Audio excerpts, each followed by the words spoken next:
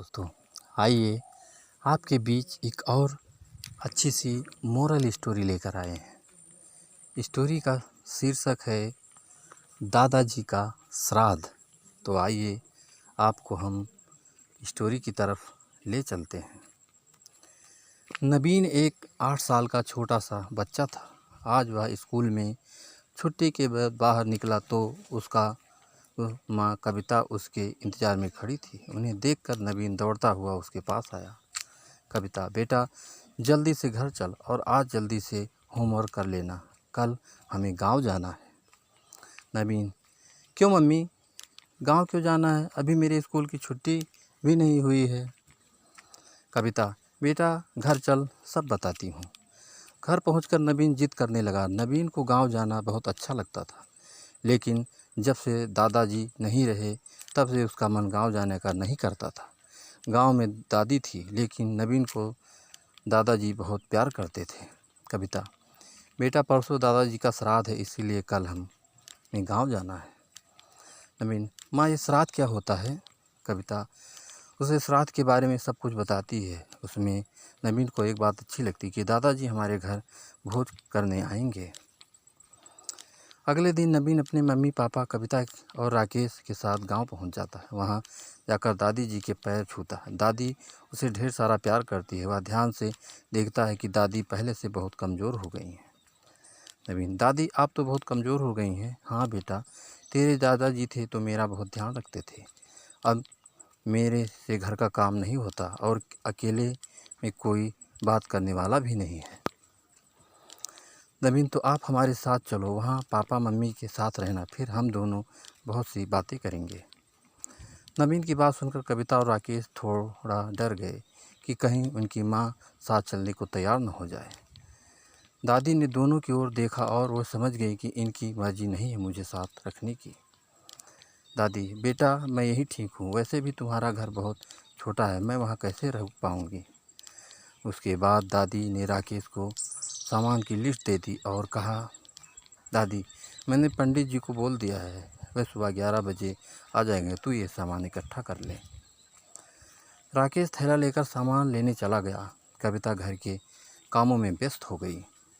शाम तक राकेश के बड़े भाई और भाभी पहुंच गए। साथ ही राकेश की बहन रमा भी पहुंच गई थी।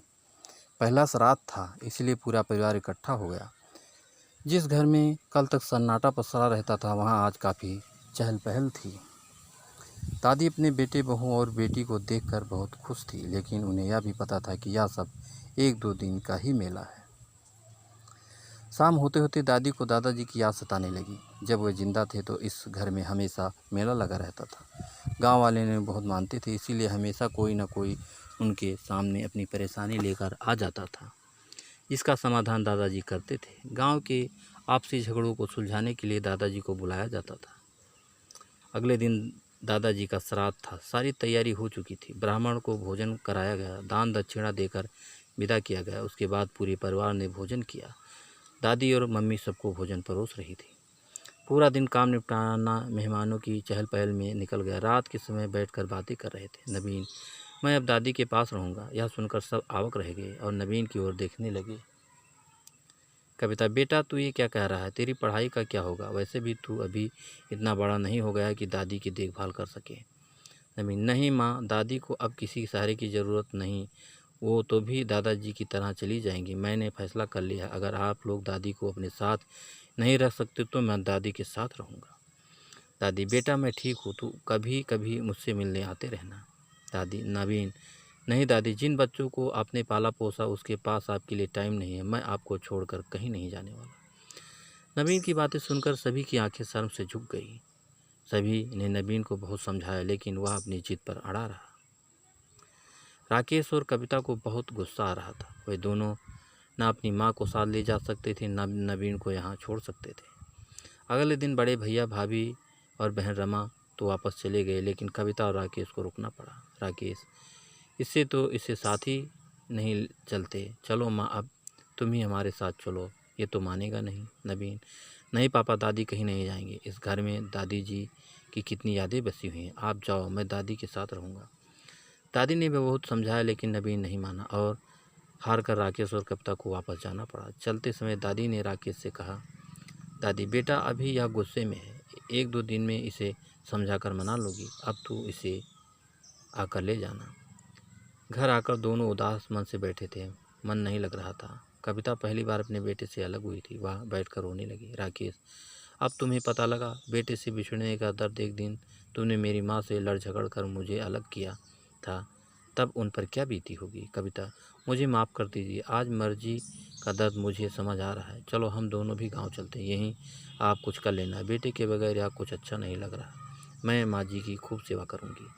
4 दिन बाद अपना सब कुछ समेट कर दोनों गांव पहुंच गए। उन्हें देखकर नवीन और दादी बहुत खुश हुए। राकेश ने वहीं गांव के बाजार में एक छोटी सी दुकान खोल ली। कविता घर का सारा काम करती। नवीन को पास ही के स्कूल में दाखिला दिलाया। नवीन की जिद ने एक परिवार को आपस में अपनी जड़ों से जोड़ दिया। तो दोस्तों, ये कहानी आपको कैसी लगी हमें कमेंट करके ज़रूर बताना। और दोस्तों, अगर अभी तक आपने हमारे चैनल को सब्सक्राइब नहीं किया है तो जल्दी से आप हमारे चैनल को सब्सक्राइब कर लीजिए, जिससे इसी तरह अच्छी अच्छी कहानी आपको सुनने को मिलती रहे। तो दोस्तों, अगली कहानी में फिर मिलेंगे, तब तक के लिए नमस्कार।